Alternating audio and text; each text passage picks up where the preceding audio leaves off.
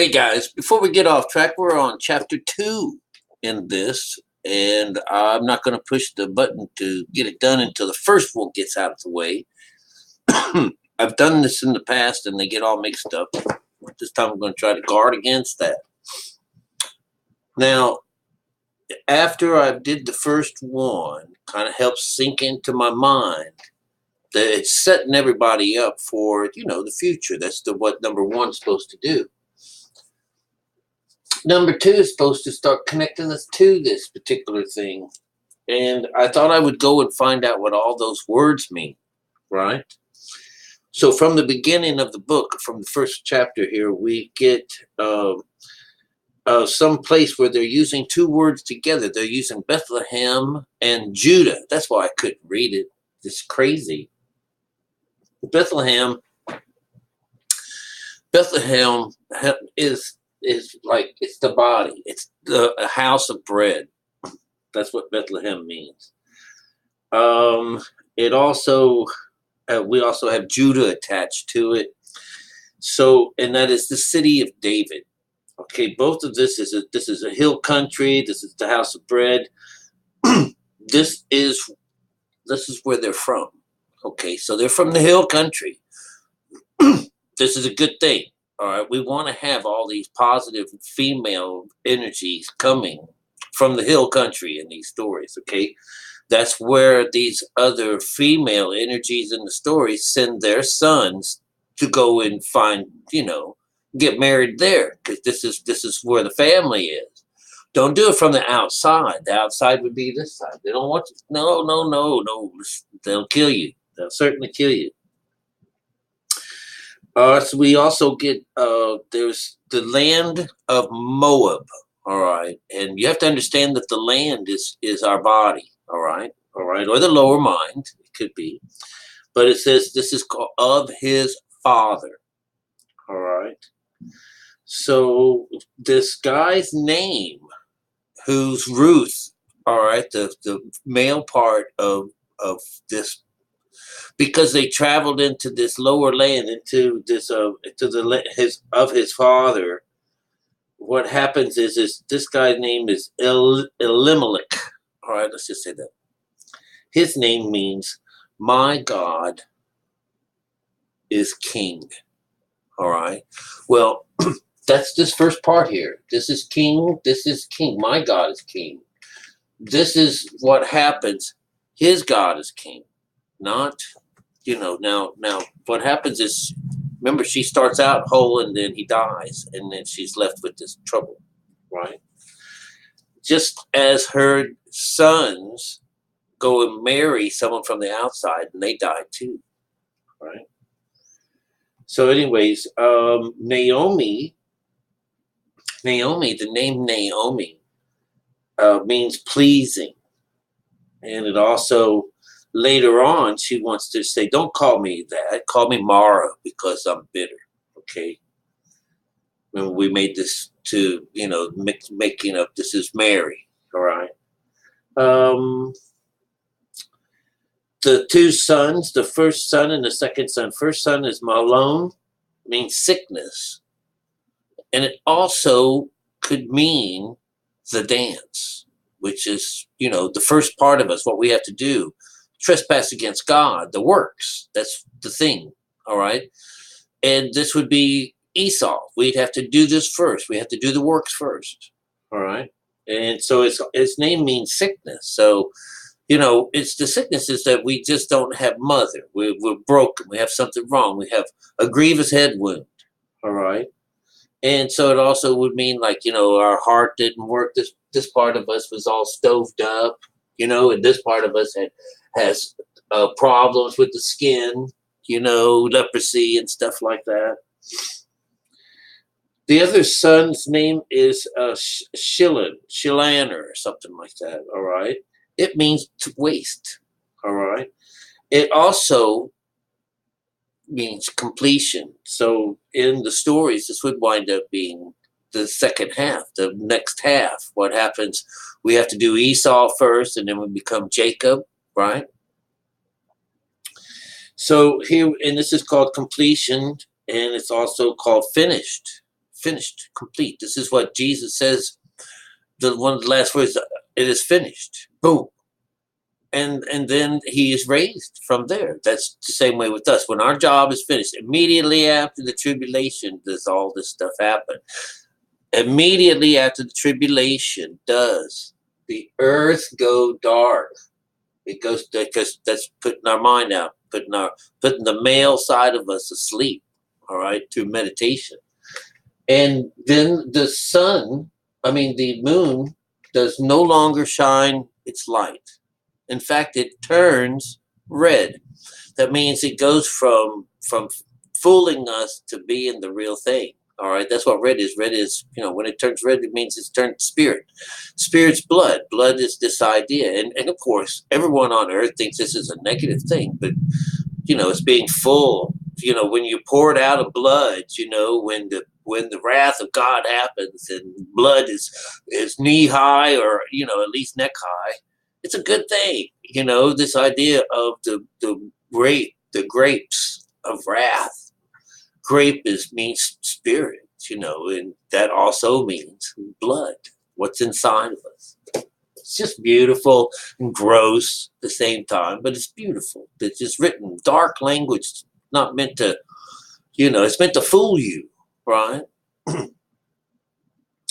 So anyways, those are the two sons, and of course, the two wives to those guys is Oprah and Ruth, right? Oprah, she's representing the outside. Her name means neck, all right? And if you all know about the necks and Jesus, the necks of these women, that has to do with our backbone, okay? Because they are jeweled and things like that, but neck. And in our Bibles, there are stiff-necked people, and then there are like loose-necked, the ones that are, this one here is neck. Her name also means fawn, all right? And so this is a mountain-dwelling animal, and it's just, I guess it's hard to catch as well, all right? But you'll find that that's being used in the parables of the Solomon and this girl, this woman. Ruth means beauty. She means female friend. She is this one that clings on to Naomi. It's just really, it's nice symbolism. And, you got the story right out of this. This is your father's house. This is the living Father. And Jesus lives by the living Father. It's just beautiful. Just beautiful, you guys. All right, so let's get into chapter 2. One thing that's different about this one here, it's got an extra. It goes to number 23, all right? When we're doing this blind, I did kind of look ahead, but you're getting it from me straight, full blank, or, right out of my mouth. Second, all right, now 2 is going to be about the female and the male sides. This is it's supposed to be hooking up of the male side, which is land and water. This is what God's image is, and this is what we represent, and that means our minds, basically. Okay, but they'll be spoken of as a earthly thing and then maybe a watery thing, something along those lines. Well, let's see. Or let's do it better than that. Male on one side and female on another. Okay. And Naomi had a kinsman of her husband's, a mighty man of wealth, of the family of Elimelech, right? And his name was Boaz. Boaz means swiftness, strength, within him. This is what Boaz means. This is what he was.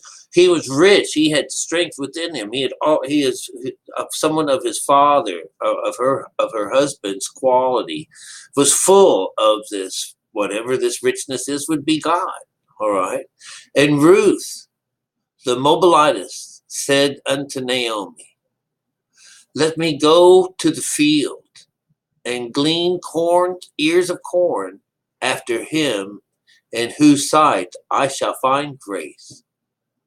And she said unto her, "Go." my daughter. This is number 2. Go, my daughter. This is when they talk about corn. Corn is food. When there's a famine in the land, there's no food, there's no God. That's what it means. But there's no food, there's no water.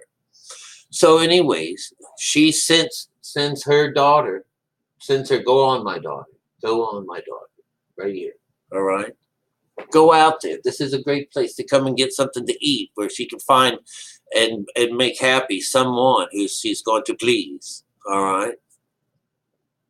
And this is Ruth.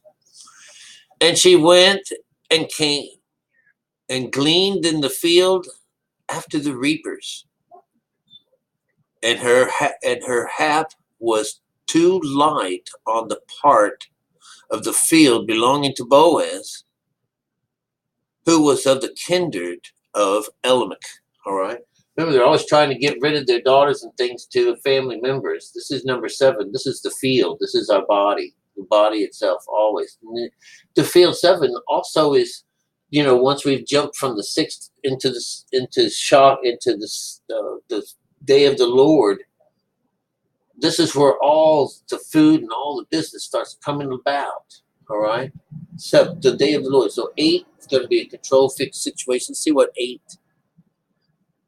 Oh, are we doing this correctly? No, we're not. We're on 4. Let's go back to 4. And behold, Boas came from Bethlehem and said unto the reapers, the Lord be with you. And they answered him, the Lord bless thee. All right. So this guy, Boaz, is coming into the field. Then said Boaz unto his servant that was set over the reapers, whose damsel is this? The damsel. How beautiful this is. This is the messenger. This is for the wife. She is, oh my God. It's suddenly coming clear. Whose damsel is this? All right. Let's go further.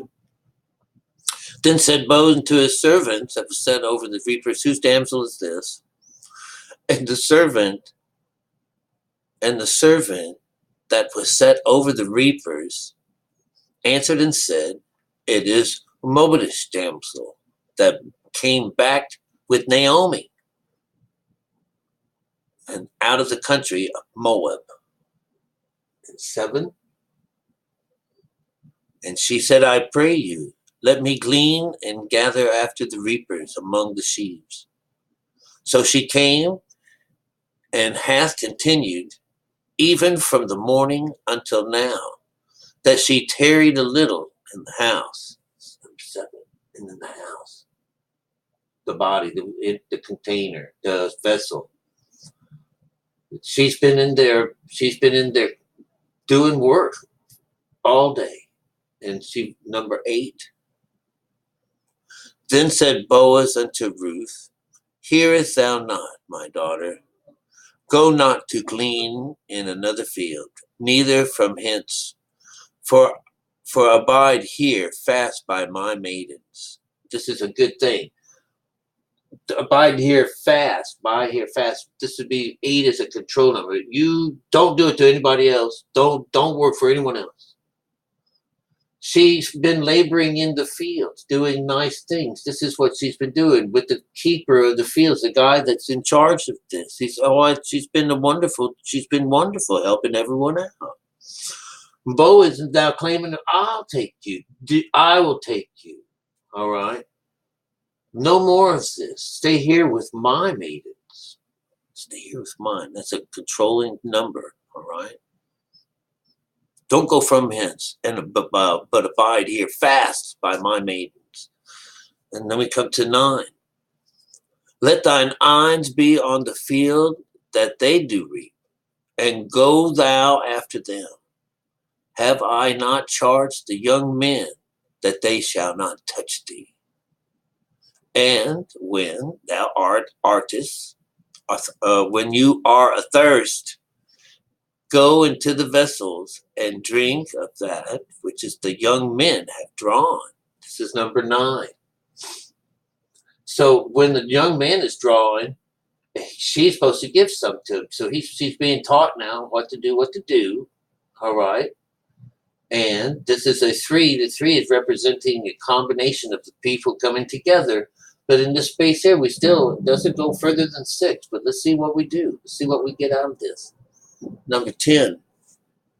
Then she fell on her face and bowed herself to the ground and said unto him, Why have I found grace in thine eyes, that thou shouldest that thou shouldest take knowledge of me, saying I am a stranger? This is number 10. Well, she is not a stranger. She's in the family. I will tell you this right now.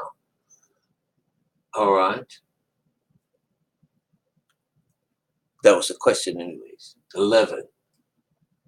And Boas answered and said unto her, It hath fully been showed me all that thou hast done unto thy mother-in-law since the death of thine husband, and how thou hast left thy father and thy mother and thy land of the nativity, and art come unto the people which thou knewest not thereof. I love this. She's a stranger in the strange land. That's what that's saying. And number 12. And the Lord recompense thy work, and a full reward be given thee of the Lord God of Israel, unto those wings thou art come to trust. Oh, wow. Whose wings thou art come to trust. I love it.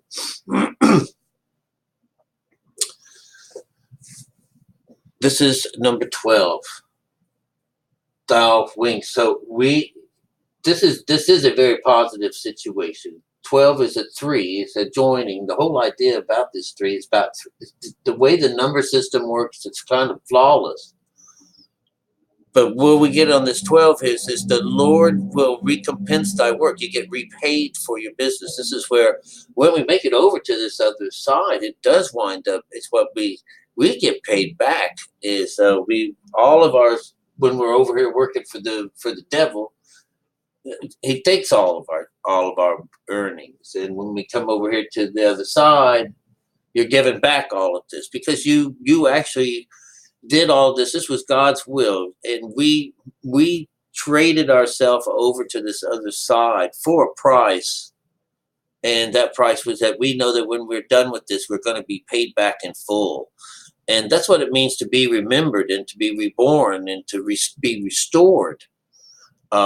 Is to take back or to pay you back for those things that you had done against God all before. You're being forgiven of that. Your slate's been wiped away. All of your sins are gone. And now you have Mother dwelling with you, and you can go on with your life, and you'll sin no more. That just absolutely means that, because you have Mother with you now and Father working for you and the Son of Man also, everyone in one big family inside of you. And you'll see that that's the way these stories are, that they've gone into a mountainous region to go and find and hook up with another person of the same likings. And so this is the idea that the lower and the higher would both come together and become one instead of being divided. So let's come in here. We've got the next ones is 13, 14, 15, and 16. This is about. This has got to be the walk of some kind. Maybe it's the 4. Did you catch that in that last line? Let's see what it goes. It says the Lord recompenses your trust. It says number 11. On number 11, it winds up being a. And Boas answered and said unto her, It has fully been shown to me all that thou hast done unto the mother since the death of her husband, and how they left thy father and mother, and the land of the nativity, and art come unto the people. Oh, I didn't say. I guess that's not it. That actually has 5 different things on it. But 11, I should have known that. 11 is about the God, and it's also about our skin, and so there'll be 5. not 4 in there. So let's go on. I don't want to mess it up. But sometimes we learn a lot more by mistakes because you can see that it's pretty complicated if you try to put more into it than it is. But anyways, let's go. 13. And she said, "Let me find favor in thy sight, my Lord, for that thou hast comforted me, and for that thou hast spoken friendly unto thine handmaid. Though I be not like unto one of thine handmaids, though I not be like one of them." So she's more special than this. And Boas said unto her, "At mealtime come thou hither, and eat of the bread, and dip thy morsel in the vinegar." And she sat beside the reapers, and she reached her parched corn, and she did eat, and he sufficed and left. This is number 14. It's going to be representing this. This is where you come to feel but it's still an outside thing. This is still an outside situation. All right, because he just met her, and he's "I don't want you to do this." He's offered, "This is what we're going to give you, and why don't you go ahead and eat? Come over here. This is where you would feed, anyways. This is the vine. This is where you would get your food here." So this is an outside thing still, and she reached out. She got her corn. It's pretty neat. Number 14, right? And she did sat beside the reapers, and he reached her parched corn, and she did eat. Pretty neat, pretty interesting. And when she was risen up to glean, Boaz commanded his young men, saying, "Let her glean, even among the sheaves, and reproach her not." Let her glean. Let her watch over. That's probably what I think that means. I don't really know, but I think she rose up to glean. So it sounds like to watch over, to see. That's pretty cool. All right. And then number 16, and let fall also some of the handfuls of purpose for her, to leave them, and she may glean them, and rebuke her not. This is number 16. Not so sure what that is, but I will tell you, it's the end of the world. Let's go back to 15. And when she was risen up to glean, I think glean means to separate. I guess. I'm pretty sure. Let me look up glean. Damn it. The word glean. Where do we get this at? Glean. G-L-E.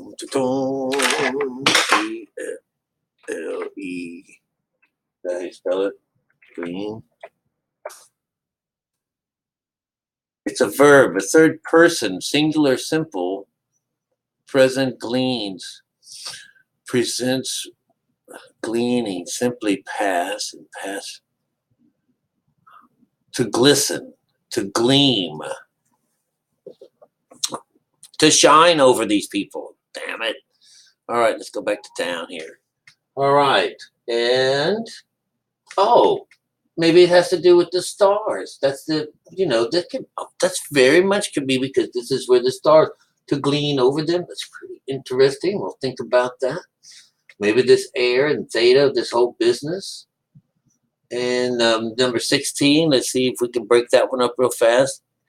And let fall some of the handfuls of purpose for her, and leave them, that she may glean them, and rebuke her not. This is number 7.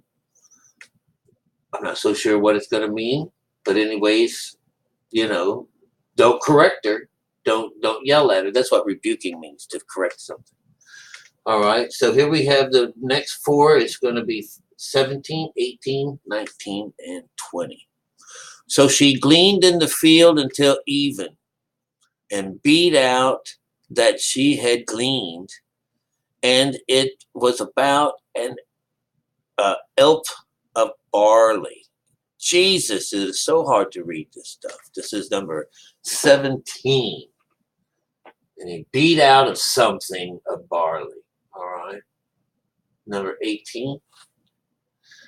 And she took it up and went to the city, and her mother-in-law saw that she had gleaned, and she had brought forth, and had give to her to reserve after she was sufficed. Once the mother was taken care of, something happened. I can't really tell you. I can only tell you that it's still following in this order. I just have lost myself between these last few numbers, these last things. But let's keep going and see if it can help me out some. And her mother-in-law said unto her, Where hast thou gleaned today? And where hast thou wroughtest you? Blessed be he that did take knowledge of thee. And she showed her mother-in-law with whom she had wrought, and said, This man's name with whom I wrought today is Boas. Number 19. So he's going to show him to his father. I do think I have an idea of how this thing is going to work out. 20. And Naomi said unto her daughter-in-law, Blessed be he of the Lord, who hath not left off his kindness, and leaving unto the dead. And Naomi said unto her, This man is near of kin to us, one of our next kinsmen. This is 20. It's going to represent a person. That's what 2 is. It's a kinsman. This is just as cool as when Rebecca, it's the same thing as when Rebecca, she is also a damsel of the mother. She's been sent out, and she comes back home and says, Oh, I met this person, and la la la. And this, I think this was for Ishmael. I'm not sure which one it is now. But but it's the same idea. It's the same kind of story that, who is this guy? And then she showed him, and then, this is a kinsman. Oh, this is great. This is of our own family. So this whole idea is this is the spiritual side of things. Any of these women and their connections to a male or something like that is going to, they're connected to God. They're connected to the Lord. So we have 3 more left here to talk about. Number 21, 22, and 23, and it's usually about the works here. This is what 6 means. Either internal workings or the outside works. Number 21, and then we'll talk about this. And Ruth, the Moabitess, said, He said unto me also, that thou shalt keep fast by my young man until they have ended all my harvest. So she has to sit still, this is 21, until after the harvest. Number 22. And Naomi said to Ruth, her daughter-in-law, It is good, my daughter, that thou goest out with his maidens, that they meet thee not in any other field. Number 22.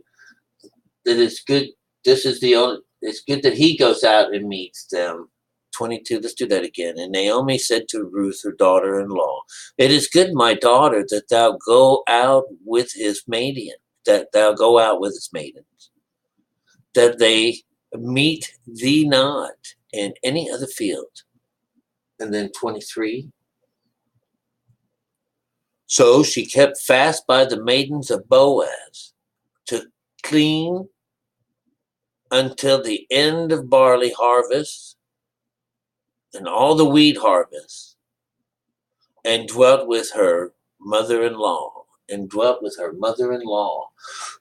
They still haven't made it over to the other side. And this is representing the works. It's absolutely wonderful in that the idea that the maiden the maiden, the damsel. Where are you guys at? It was mentioned to who is this damsel? The damsel is the inkling that we get when the person is getting this inkling as to you should look at this differently. And it's the damsel that is told to go down and by a mother in the story to ask for the head of John the Baptist. And of course, we just think that this is all a terrible thing, but it's the damsel that relays the message to get it going. But it's totally up to this guy to go and kill it, to put himself in this position to have father, the king, cut the head off. And it's basically a story within the story, whereas this is the information that comes down from the north, comes down from heaven, comes down from the north. It's an emotional thing where, I'm tired of being barren or something like that, or the idea is that uh, go give me the head of John the Baptist. And in the stories, this really means to separate what's above from below, and that's to go into meditation. We want the head. Mother is asking for the head, so she sends the damsel to go and put the little thing in his ear. Say, hey, listen, hey, this should be something. But she's being looked at in this story right here as the stranger in the land. So, and why is it that you take me on as the stranger? Why is it that I want you to just stay right here and hang out with this field and this here, and I want you to do this until the end of the harvest. That's till the end of days when they, separate the barley from the such and such. All right, that's what this is about. And so we're just getting another. It's the work side of things. It's the works part of it that we want you to do this until the end of this particular time. It's do stay with just this one guy. Just stay with just them, and everything will be just fine. This is the advice that she is giving to him, and or given to the daughter, and the advice is coming from this particular point. It's absolutely beautiful. So I don't get all these letters or these numbers right. They're still, I can tell when we get down to the end, I can tell what it is that they're really talking about. And this idea of gleaning over and shining over and stuff like that, it's bringing us a little bit of light, telling us that, hey, there's something else out there. But this is the message for the damsel, how the damsel fits into this story. All right. And because it's the sons that have to set something free. All right. It's the fathers. So anyways, I hope you got something out of that. It wasn't all that easy. It still fell in all of those in the right places. All right.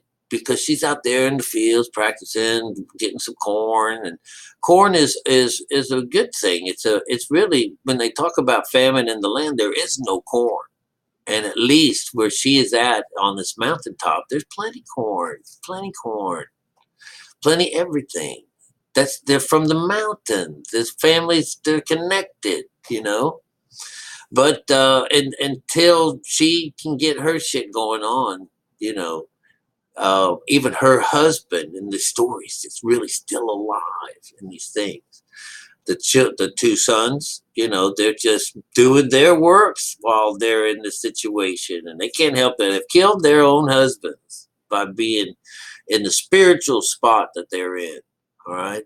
So I hope you got something out of this. It's not so easy, but that was number 2. It's the making of God's, the putting together of God, or the God's image of us, is the land and the water, or the body, the man, and this female part. And she's now supposed to hang out with all the girls in his field. and don't go out to any other field. So this is cool. The field, though, no one's going out in the water. Let's see if that happens in number 3, the third phase of this. The third, you know, this is where the food is right here. All right. Let's see what happens in number 3 as we move on. All right. I'll chat with you soon.